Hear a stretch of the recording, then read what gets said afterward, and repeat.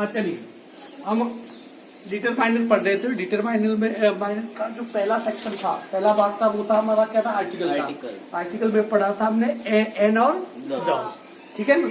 अब देखिए इसका अब ये है बिल्कुल छोटी छोटी चीजें, ये मतलब ऐसा नहीं कि आपको आ भी नहीं होगी, पर पर्टिकुलर इसमें कुछ ऐसी ध्यान देने योग्य चीजें हैं, उस पर आपको फोकस करना है। जैसे मैंने अभी तक डेमोन्स्ट्रेटिव, पॉजिटिव, डिस्ट्रीब्यूटिव और ये मैंने लिख दिए, 3 और लिखे मैंने। एंड थोड़ा लंबा टॉपिक था, ये शॉर्ट टॉपिक है, परंतु ध्यान देने योग्य बात है। क्या क्या चीज, किन किन चीजों का ध्यान देना है इसमें देखिए। सबसे पहले है डेमोन्स्ट्रेटिव, इसमें 4 है, दिस, दैट, दिस और दोस। यदि मैं बाय द वे कहूं, जैसे कि ये है दिस इज बुक या दिस बुक इज माइन, इसका मतलब ये कि ये किताब मेरे पास पे है और किताबें वहां पर पड़ी हैं, तो क्या कहूंगा मैं, दैट बुक इज माइन। पास के लिए दिस और दूर के लिए इसका प्रयोग करेंगे दैट का, परंतु दिस और दैट का प्रयोग सिंगुलर के लिए करते हैं। जैसे एक किताब यहां पड़ी है मेरे पास में, तो ये दिस बुक इज माइन। यदि एक किताब वहां दूर पड़ी है तो मैं कह सकता हूं कि दैट बुक इज माइन। परंतु दिस और दोस, ठीक इसी प्रकार दिस, यदि पास में यदि 8-10 किताबें पड़ी है, एक से ज्यादा बहुवचन, यदि पास में कोई 5-6 किताबें पड़ी हुई है तो उसे कहूंगा कि दिस बुक्स आर माइन। और यदि 8-10 बुक जैसे वो किताबें दूर पड़ी है, दोस बुक्स आर माइन। अर्थात कि ये जो दिस और दैट पास और दूर के लिए, पर सिंगुलर काउंटेबल नाउन के आगे इसका प्रयोग होता है। सिंगुलर नाउन के आगे दिस और दोस का प्रयोग हमेशा प्लूरल काउंटेबल नाउन के आगे होता है। दिस का प्रयोग पास के लिए और दोस का प्रयोग दूर के लिए। यहाँ ध्यान क्या देना है, आप देखिए यहाँ पर दिस और दैट के बाद जो नाउन है वो हमेशा सिंगुलर होता है। क्या होगा, सिंगुलर, क्योंकि दिस का प्रयोग भी सिंगुलर के लिए होता है, दैट का प्रयोग भी सिंगुलर के लिए होता है। तो ये जैसे बुक के दोनों यहाँ पर क्या सिंगुलर है, ठीक इसी प्रकार दिस का प्रयोग और दोस्त का प्रयोग ये दोनों किसके लिए होता है, इसका प्रयोग प्लूरल के लिए होता है, बहुवचन के लिए होता है। तो यहाँ पर क्या आ रहा है, बुक से वो क्या है, प्लूरल आएगा। ये कहाँ पूछता है बताऊं मैं आपको, ये आपके जो कॉम्पिटिशन एग्जाम होंगे जितने, उसमें तब ये कुछ ये बाकी कुछ काम आने वाला नहीं है। जो ग्रामर है इसमें इतनी छोटी छोटी बातें पूछेगा, वो क्या करेगा, ये वाक्य लिख देगा, दिस बुक आर माइन। फिर वो कहेगा कि जिससे 4 वाक्य लिख देगा, फिर कहेगा इनमें से कौन सा गलत है। हम आपको यदि दिस बुक्स की जगह वो बुक कर देगा, दिस बुक आर माइन, और ऐसे कैसे 4 शब्द लिख देगा, कोई भी 4 सेंटेंस ABCD, और कहेगा कि फाइंड द इनकरेक्ट सेंटेंस। आपको ये छोटी चीज है, पर ये ध्यान नहीं रहेगी तो पकड़ में भी नहीं आएगी। क्लियर। उसके बाद है पॉजिटिव, संबंध बताने वाले, अर्थात कि हम जिसे कहते हैं जितने भी प्रोनाउन हैं, I, we, you, they, he, she, it, ये प्रोनाउन है। इनकी सेकंड फॉर्म, I का माइन, B का आवर, U का यूअर, he का हिज, she का हर, they का देयर, जो जितने भी प्रोनाउन हैं उनकी सेकंड फॉर्म वो क्या है, पॉजिटिव कहते हैं इन्हें। और ये होती है करेक्शन जोड़ने का काम। करेक्शन का मतलब संबंध बताने का काम करते हैं। यहाँ पर भी ध्यान क्या रखता है, जैसे देखिए, जैसे my father was a famous doctor, मेरे पिताजी प्रसिद्ध डॉक्टर हैं। अर्थात कि डॉक्टर और मेरे, इसके बीच में कनेक्शन जोड़ने का काम कौन कर रहा है, डॉक्टर और फादर के बीच कनेक्शन जोड़ने का काम कौन कर रहा है, माई शब्द। या जैसे her mother is good cook, या हर मदर अच्छी, मतलब कि कुक के अच्छा खाना बनाती है। इन दोनों के बीच में संबंध जोड़ने का काम कौन कर रहा है, हर कह रहा है, हर कर रहा है। पर इसमें ध्यान रखना पड़ेगा, देखिए कि जैसे हर मदर है, इसके बाद इज लग रहा है, माई फादर है, इसके बाद भी क्या लग रहा है, पास लग रहा है। तो आपको ये ध्यान रखना है कि ये प्रोनाउन की चीज जिसकी ये फॉर्म है वो यदि सिंगुलर है तो यहाँ पर सिंगुलर का प्रयोग होगा। जैसे देखिए माई फादर, आई क्या है, सिंगुलर है, आई से क्या बना है, माई बना है, तो माई के साथ सिंगुलर वर्ब या हेल्पिंग वर्ब का प्रयोग होता है। जैसे दे क्या है, बहुवचन, दे का पॉजेसिव होगा देयर। अब देयर होगा तो उसके साथ किसका प्रयोग होगा, जो प्लूरल हेल्पिंग वर्ब या वर्ब का उसका प्रयोग होगा, ये ध्यान रखना है। जैसे कि यहाँ पर हिज है, हर है, हर के साथ इज लग रहा है, हर फादर के साथ इज लग रहा है। देयर फादर होता तो क्या लगता, आर लगता, क्या लगता है यहाँ पर, आर लगता, ये ध्यान रखना है। अब है डिस्ट्रीब्यूटिव। अब ये इन शब्दों को देखिए, इच, एवरी, आइदर, नाइदर, इन शब्दों को देख के लगता है, उन वाक्यों का अर्थ करते हो तो ये लगता है कि बहुवचन में, पर ये होते नहीं है बहुवचन। इस चीज को समझ लेना थोड़ा। यदि जैसे कि एवरी स्टूडेंट, एवरी स्टूडेंट्स नहीं लिखते हैं, एवरी स्टूडेंट लिखते हैं हम, आज तक एवरी स्टूडेंट्स लिखते आ रहे हैं, वो गलत है। ये अपने आप में इनका प्रयोग होता है सिंगुलर काउंटेबल नाउन के पहले। कारण क्या है इसके पीछे, देख लो। जैसे कि इच, इच का मतलब क्या होता है, प्रत्येक, प्रत्येक की संधि विच्छेद करो, प्रति प्लस एक, इसका मतलब क्या होता है, उस पे क्या चीज आ रही है, एक ही चीज आ रही है। इसमें लगता ये है हमें कि ये अपने आप में बहुवचन है, पर एक्चुअल में समूह होता है, क्या होता है, और समूह अपने आप में सिंगुलर माना जाता है। ठीक है, जैसे देखिए इसका प्रयोग इच, एवरी, आइदर, नाइदर का प्रयोग use before singular countable noun. एक वचन के आगे होता है जो संज्ञा, एक वचन संज्ञा, उसके आगे इच।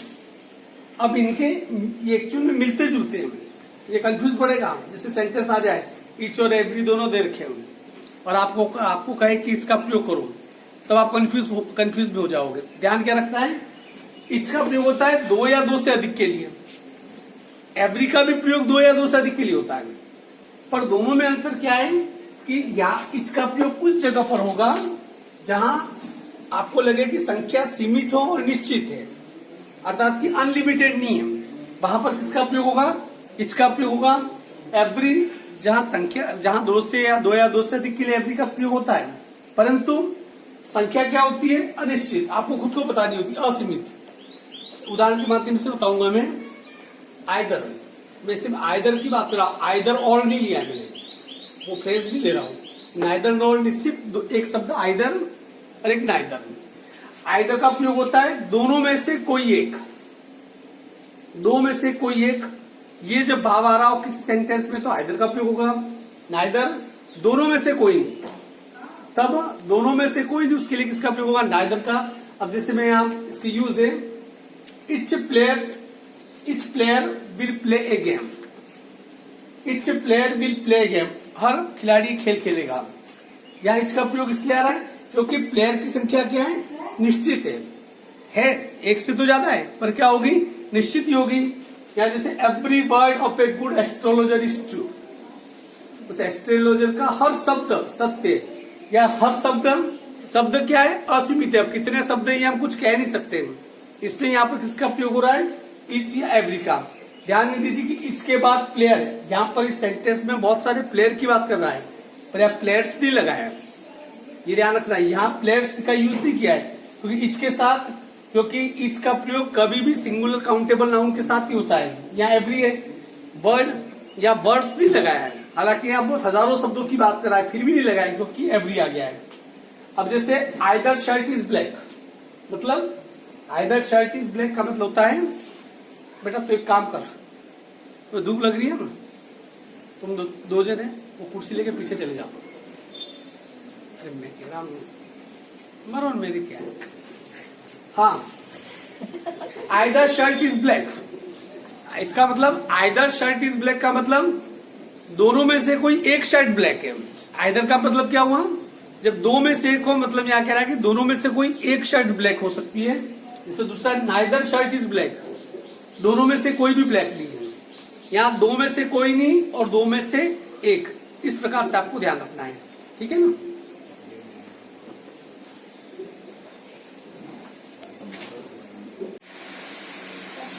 चलिए यहाँ पर ये थोड़ा भी किताबों से बाहर निकल के समझा रहा हूँ, ये तो समझ में आएंगे, ये तो बहुत ज्यादा कंफ्यूज करेंगे ये लिटिल है, लिटिल वाले और क्यू वाले को। यहाँ पर देखिए सम और एनी का प्रयोग, ये इसके साथ होते हैं बिफोर काउंटेबल नाउन, जिनको गिना जा सकता है उनके साथ भी सम, हालांकि अपने आप में मात्रात्मक शब्द है, और काउंटेबल नाउन के साथ इसका प्रयोग हो सकता है सम और एनी, एक दूसरे के विपरीत है। जो सकारात्मक वाक्य है, कुछ मैंने नकारात्मक और इस पर भी मैंने किया, इसका पर किस हिसाब से किया वो देख लेना। यदि सकारात्मक वाक्य है तो उसके लिए सम का प्रयोग करेंगे। कौन कौन सी सकारात्मक वाक्य हो या नकारात्मक भी हो और प्रश्नवाचक भी हो, दोनों हो तो। अकेला नकारात्मक हो तो भी नहीं होगा, अकेला प्रश्नवाचक हो तब भी सम का प्रयोग नहीं होगा। पर नकारात्मक और प्रश्नवाचक दोनों साथ में हो तो किसका प्रयोग होगा? सम का।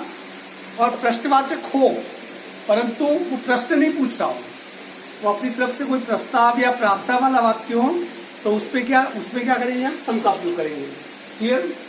एनी का प्रयोग नकारात्मक वाक्य में या प्रश्नवाचक वाक्य में ये शब्द आ जाएंगे। ये सभी शब्द नेगेटिव सूचक है, नकारात्मक शब्द है। Hardly, scarcely, बैरली, never, neither, not, who, seldom, if, ये सभी अपने आप में नेगेटिव शब्द है।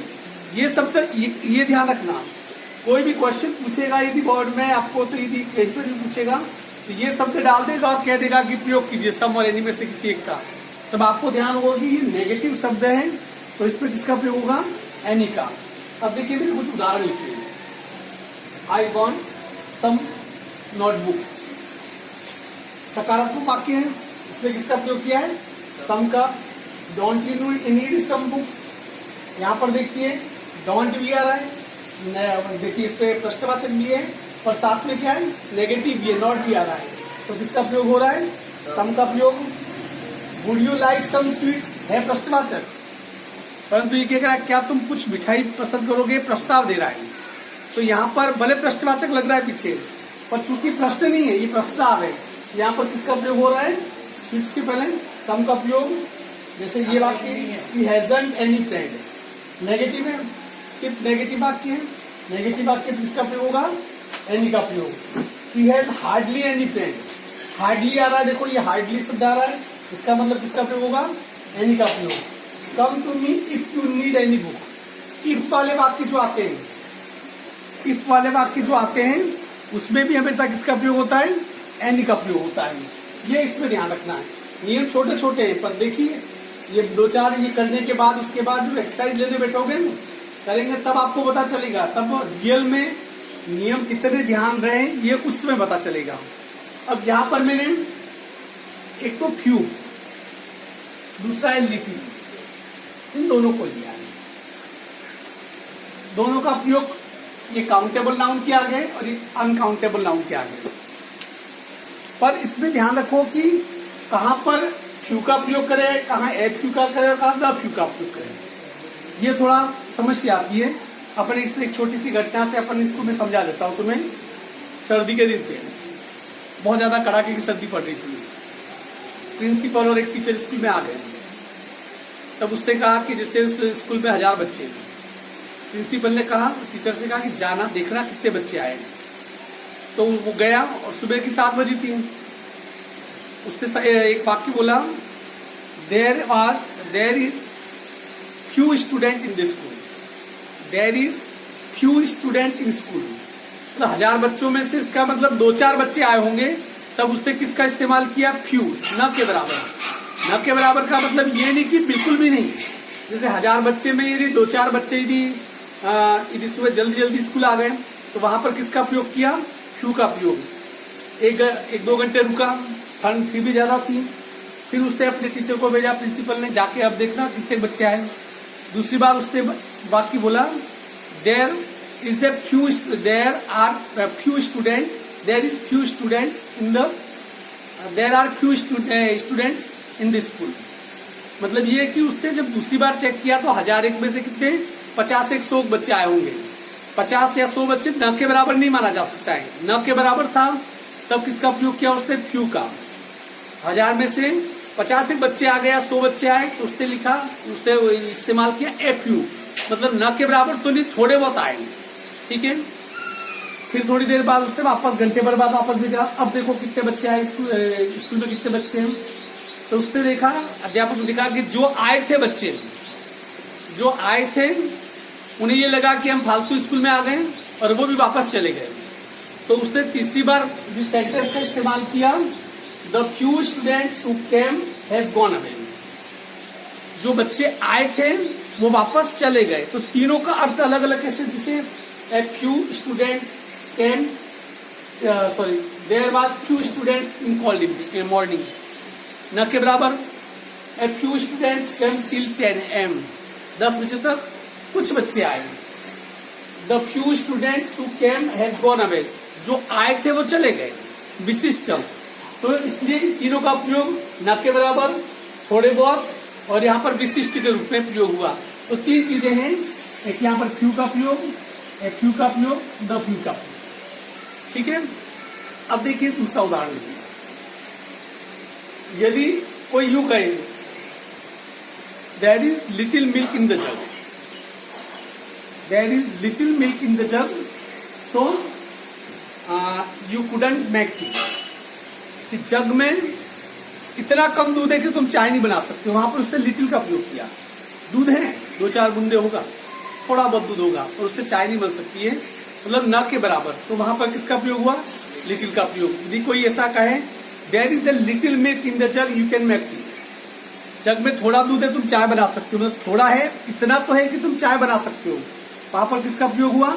ए लिटिल का। और यदि तीसरी condition, the little milk which was in jug was licked by cat, क्या कह रहा है? जो थोड़ा बहुत दूध जग में था वो भी कौन चट कर गया? बिल्ली चट कर गई। वहां पर द लिटिल का था पर चला गया, मतलब विशिष्ट है वो। यहाँ पर देखिए लिटिल न के बराबर, ए लिटिल थोड़ा बहुत, क्योंकि चाय बन सकती है, और द लिटिल मिल्क यहाँ पर ये विशिष्ट बन गया, तो था और उसे बिल्ली क्या कर गई? चाट गई। तो इन तीनों का प्रयोग मूल रूप से किस रूप में होता है, ये आपको ध्यान रखना है। Is it clear? अंडरस्टैंड? चलिए, इसको मैं फोटो खींच लेता हूँ, इसको भी उतार दिया होगा।